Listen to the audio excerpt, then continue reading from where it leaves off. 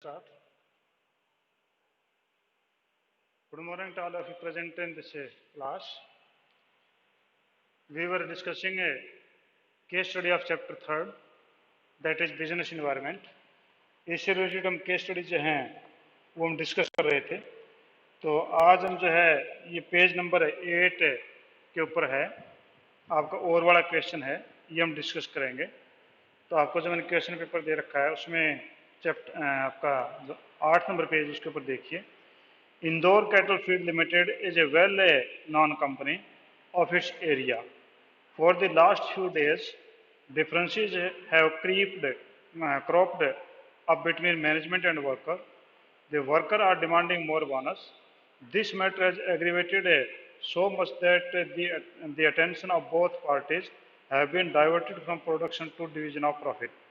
Consequently, the profit of the company began to fall down.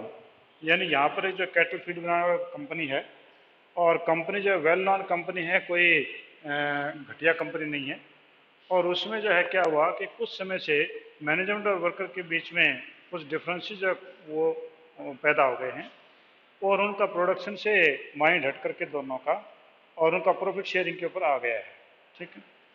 In order to assess the situation, company rapidly falling down the profit, a team of specialists in management was invited. After investigation beside management workers, difference one more fact was revealed कि एक जो committee बैठाई गई कि ये find out करे कि company profit क्यों गिर रहे हैं। तो क्या हुआ? The fact was that the purchase manager of the company was purchasing raw material from another company run by his own son at a price more than the market rate.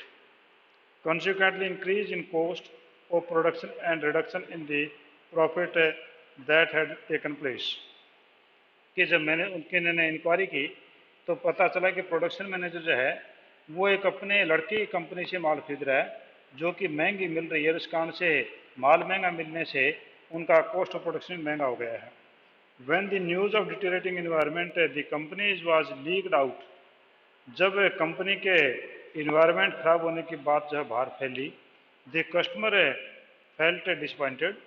Consequently, many customers left the company and some of them were thinking on these line कि उनमें काफ़ी सारे customer को छोड़ के चले गए, कुछ ये विचार भी कर रहे थे। However, the pleasing factor for the company is that a big company in the competition has closed its business because of heavy loss. और कहते हैं कि खुशी की बात यह है कि इनके सामने कंपटीटर कंपनी थी, उसको हैवी लॉस हो रहे तो वो कंपनी जो है बिजनेस बंद करके जा रही है। It was advertise in newspaper also for the share of property, और प्रॉपर्टी शेयर के लिए न्यूज़पेपर में बात आ गई है। ठीक है।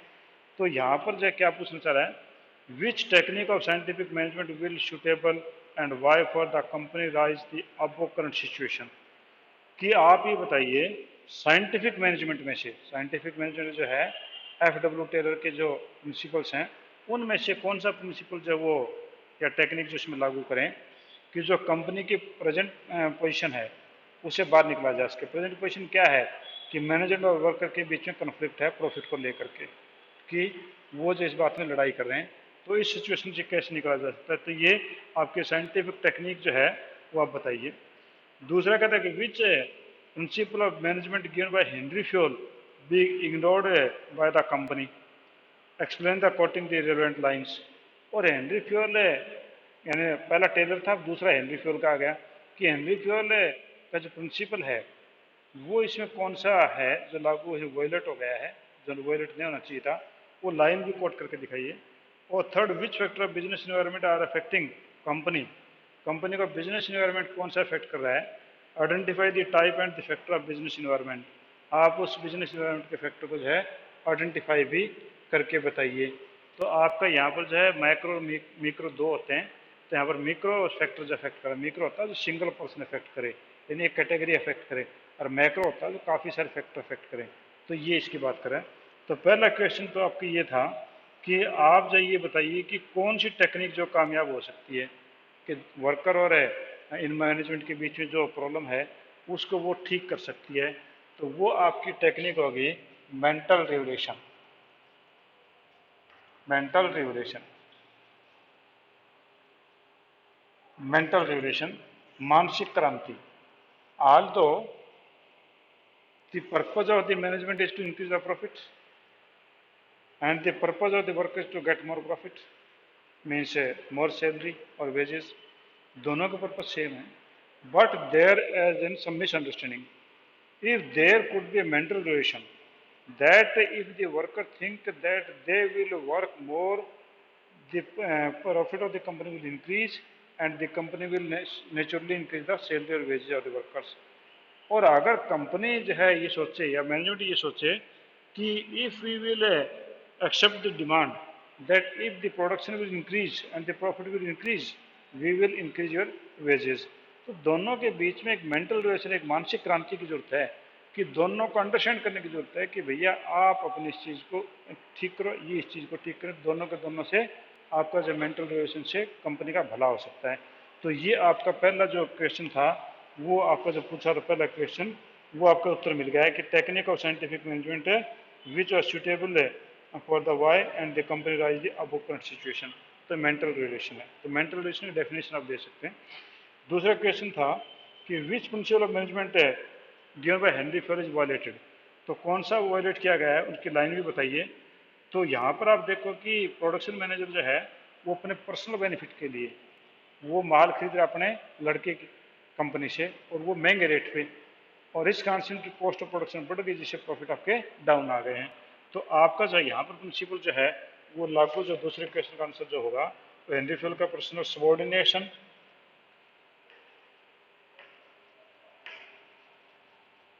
Subordination of individual interest over organisational interest.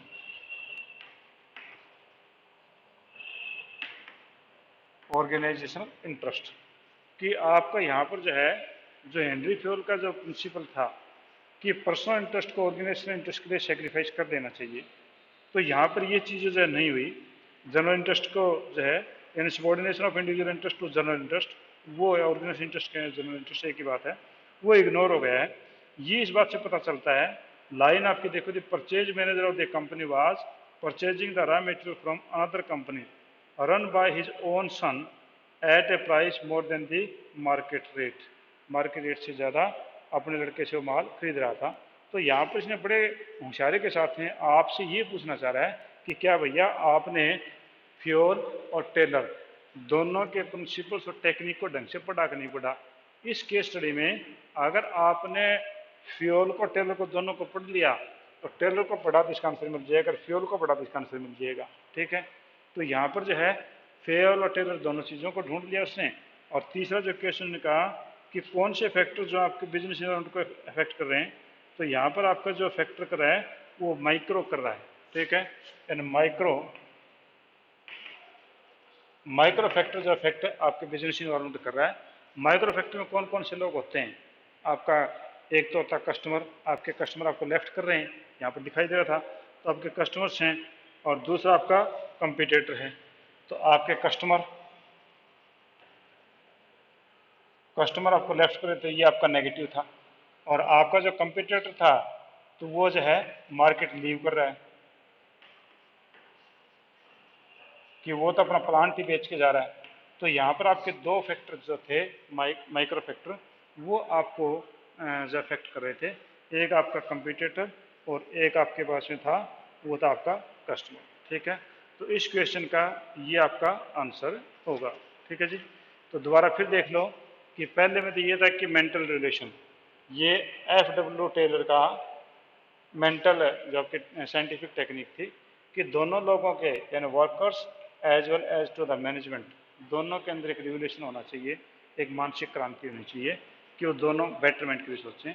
दूसरा जो रूल वायलेशन हुआ हेनरी फ्योल का वो था subordination of individual interest over the general interest, मैंने यहाँ ऑर्गेनाइजेशनल इंटरेस्ट लिख दिया। एक ही बात है कि वो अपने पर्सनल इंटरेस्ट को छोड़ दे अगर कंपनी का इंटरेस्ट चाहिए या ऑर्गेनाइजेशन इंटरेस्ट चाहिए तो। और तीसरा फैक्टर कौन से एनवायरनमेंट का इफेक्ट कर रहे थे, तो माइक्रो कर रहा था, तो ये आपके इसके अंदर। ठीक है जी, अगले क्वेश्चन का जी काफ़ी आसानी क्वेश्चन था, कोई ज़्यादा बड़ी बात नहीं थी। ये करके इन year 2016 The government of Kerala has made it mandatory for Anganwadi hostels and canteens in the organizational educational institution to secure the food safety and standards. Authority of India FSSAI, ये इसका छोटा नाम है। F for food, S for safety, S for standards, A for authority और I for India. ठीक है, ये उनसे सेफ्टी के लिए ये लाइसेंस की बात कर रहे हैं। The education institution also get categorise as food business operator in the event of annual turnover of hostels they run exceeding 12 lakh per annum. तो ये करें कि आपका जो है 2016 के अंदर जो केरला की गवर्नमेंट है उसने मैंडेटरी कर दिया, मैंडेटरी होता है जरूरी कर दिया आंगनवाड़ी को और हॉस्टल को और कैंटीन्स को। जो आपकी कैंटीन और हॉस्टल जो एजुकेशनल इंस्टीट्यूशन में चल रहे हैं, फूड सेफ्टिशन को वो लेना पड़ेगा आपका सर्टिफिकेट।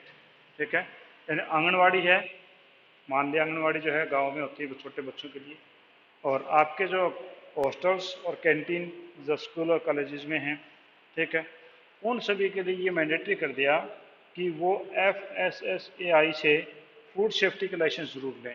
यानी फूड सेफ्टी के कौन से फूड आप बेच सकते हैं, किस लेवल के होने चाहिए और किस स्टैंडर्ड के होने चाहिए, तो उसका लाइसेंस जरूर लें। As the education institution also get categorise as food business operators.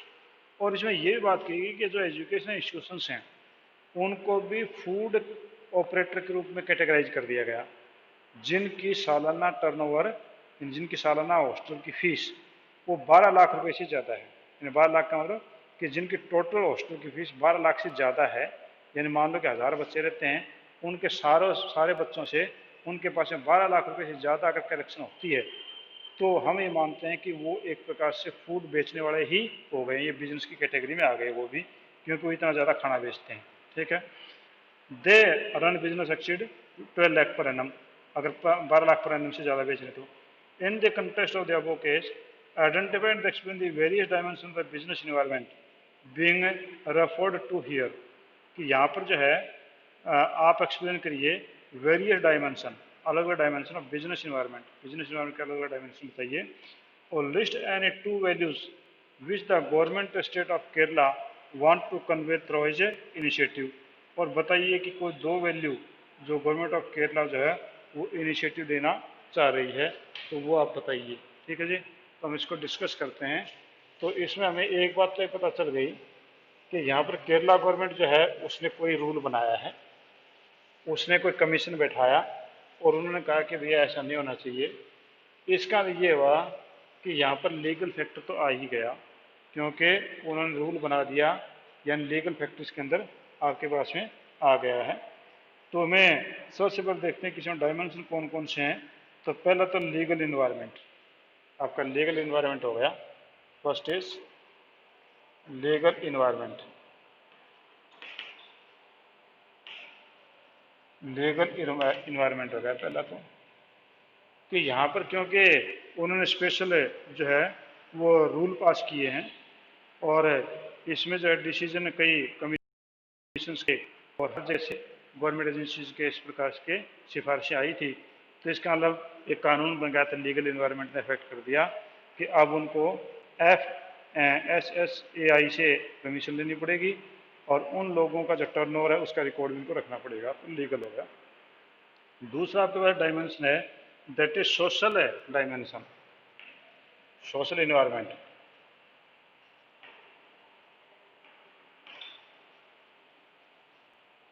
Social environment दूसरा हो गया।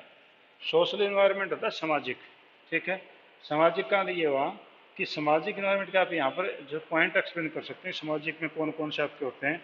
तो जैसे कि कल्चर एंड ट्रेडिशन, कि आपके कल्चर जो है कि मेजॉरिटी ऑफ बिजनेस को अफेक्ट करते हैं, और जिस प्रकार से और जनरेशन टू जनरेशन चले आ रहे हैं, जैसे कि आपकी दिवाली, क्रिसमस, ईद, और यहाँ पर जो है कुछ बिजनेस होते हैं जिनका लिए ये एक बहुत ही प्रॉफिट कमाने का तरीका होता है। तो यानी यहाँ पर जो सोशल इन्वायरमेंट के बारे में थोड़ा एक्सप्लेन करना होता है हमें, फिर उसके बाद में बताएंगे। और वहाँ पर जिस समय में आपकी बिजली का सामान है, आपके जो मिठाइयाँ हैं, ग्रीटिंग कार्ड्स हैं, रेस्टोरेंट और बिजनेस हैं, वो काफ़ी अच्छे चलते हैं। और सोशल ट्रेंड भी होते हैं कि सोशल ट्रेंड में जैसे डिमांड आपकी जो उस प्रकार से चल पड़ती है, एक बार ट्रेंड शुरू हो गया, जैसे कि फॉर एग्जांपल आपका सोशल ट्रेंड हो गया हेल्थ एंड फिटनेस के लिए। अब इसमें आपके जो है फूड राइट्स हैं, आपके ड्रिंक्स हैं, फिटनेस सेंटर हैं, तो इस प्रकार से चीज़ें खुलनी शुरू हो गई। और ये जो है आपकी दो चीज़ें हो गई, एक तो आपके पास में हो गया जी वो कल्चर एंड ट्रेडिशन, दूसरा का सोशल ट्रेंड, और तीसरा वैल्यूज़, जो वैल्यूज ऑफ सोसाइटी जो उनको कीप करती है, जैसे कि आपका फ्रीडम हो गया, सोशल जस्टिस हो गया, इक्वलिटी और अपॉर्चुनिटी हो गई। तो ये सारी सारी सोशल होती हैं। तो यहाँ पर सोशल में आपका इफेक्ट पड़ रहा है कि नहीं पड़ रहा है, इस चीज़ को देखो। यहाँ पर सोशल इफेक्ट ये पड़ रहा है कि the people have start taking interest in more studies and they are interested to keep their awards in the hostels and they are also interested for the food healthy food environment।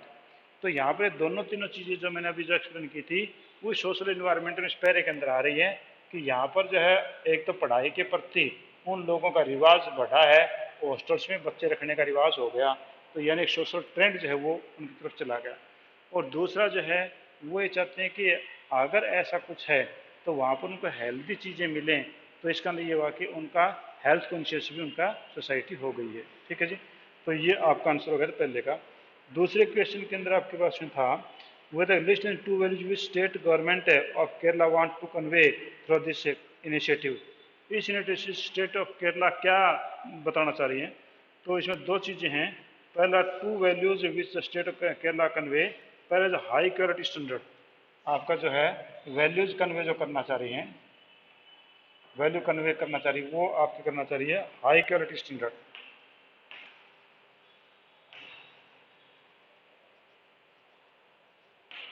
High quality standards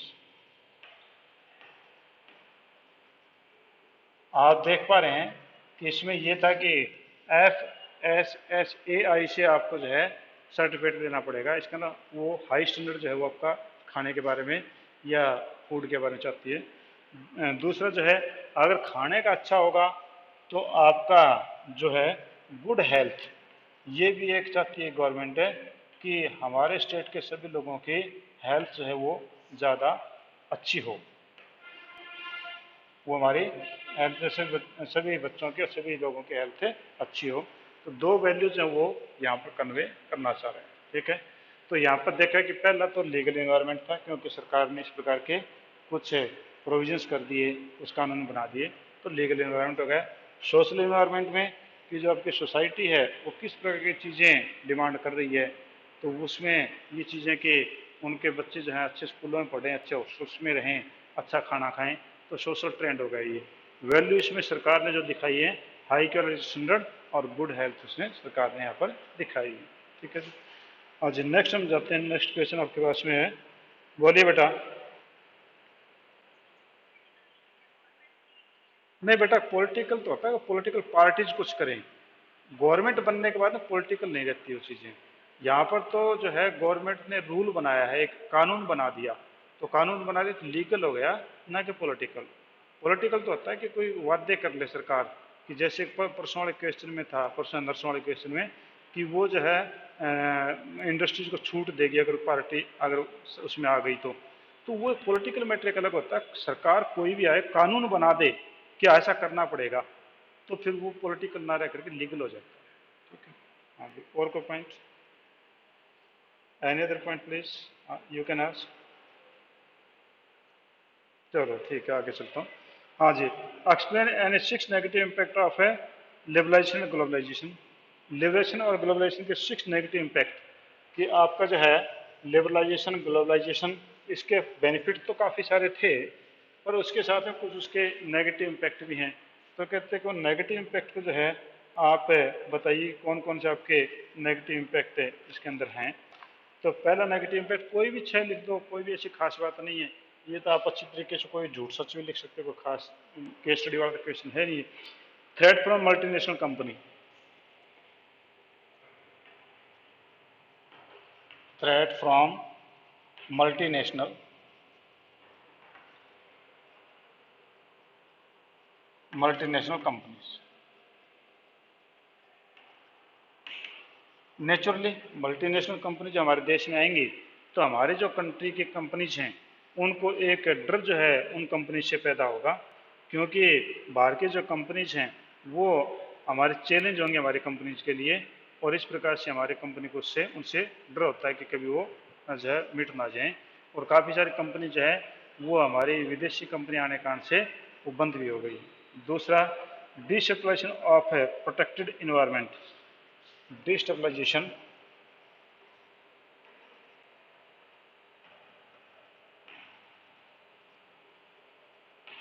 destabilization of protected environment, कि आपका जो protected environment था वो destabilise हो गया, क्योंकि जो multinational company जो हैं वो आ गई, तो हमारे यहाँ पर जो पहले कंपनीज थी जिनका यहाँ पर जो है एकाधिकार था, मोनोपोली थी, अब वो जो है उनकी जो सेफ्टी की शील्ड थी वो ख़त्म हो गई। जिस प्रकार से बिफोर 1991 आपके यहाँ पर मोबाइल नाम की चीज़ ही नहीं थी, और कहने को जो लैंडलाइन एक होता था, लैंडलाइन भी आपका बीएसएनएल करता था, और किसी का लैंडलाइन खराब हो गया तो कभी ठीक होने में नहीं आता था। और ये मान लो कि लैंडलाइन आपका लगभग खराब ही रहता था, क्योंकि जो लाइनमैन तो इतने करप्ट थे कि जानबूझ के 50 रुपये पर महीने की किस्तें बांधते थे कि 50 रुपये पर महीना मिलेगा तो आपका टेलीफोन चलेगा, नहीं चलेगा। अब प्रोटेक्टेड कंपनी थी, कोई दूसरी कंपनी थी नहीं। अब क्या हुआ कि अब मल्टीनेशनल कंपनी आ गई तो लैंडलाइन ही खत्म हो गए। ठीक है, तो यानी क्या हुआ कि आपका जो दूसरा इसका नेगेटिव इम्पैक्ट ये हुआ कि आपका जो प्रोटेक्टेड इन्वायरमेंट था वो जो है यहाँ पर ख़त्म हो गया, और इस प्रकार से उन लोगों को काफ़ी जो है संघर्ष करना पड़ा। जैसे कि आपकी मारुति कार है, तो बिफोर 1991 मारुति कार जो है, जो मारुति 800 आती थी, ये भी उस समय उन रेटों के अंदर 3.5 लाख रुपए में आती थी जब रेट सस्ते थे, और आज के दिन ये जो है 2.5 लाख रुपए 3 लाख रुपए में आती है।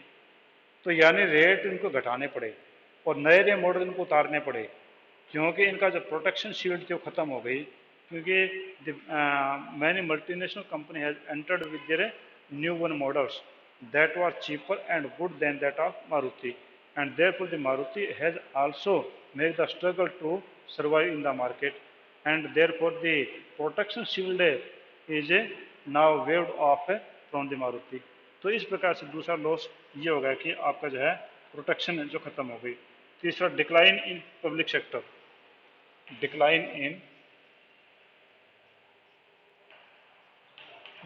In public sector.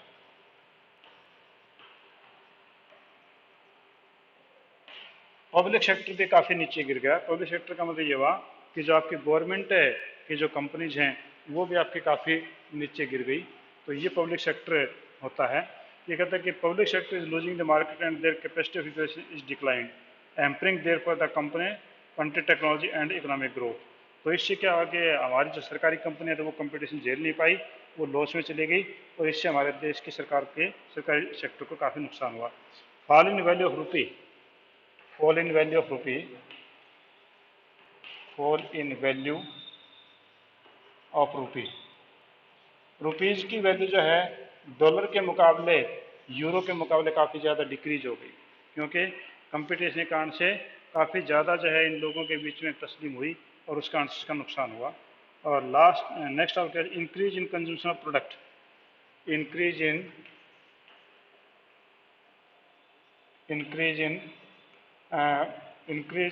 Consumption of product. Consumption of product, जो प्रोडक्ट का कंजम्पशन है वो काफ़ी ज़्यादा बढ़ गया, because the multinational company provide the cheapest and best goods and therefore the customer has start it use, and due to this ecological cycle has affected badly.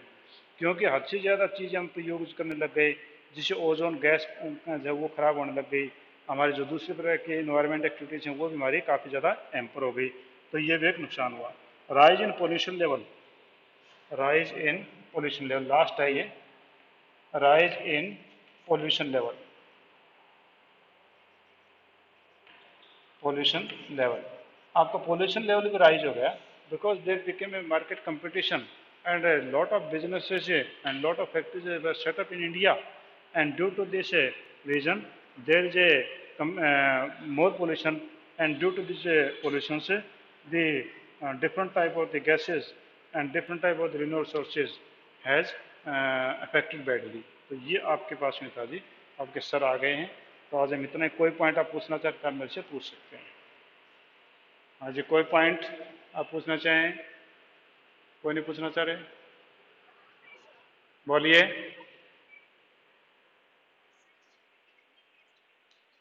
हाँ, बोल, करवा देंगे बेटा, कोई बात नहीं है। और बोलो।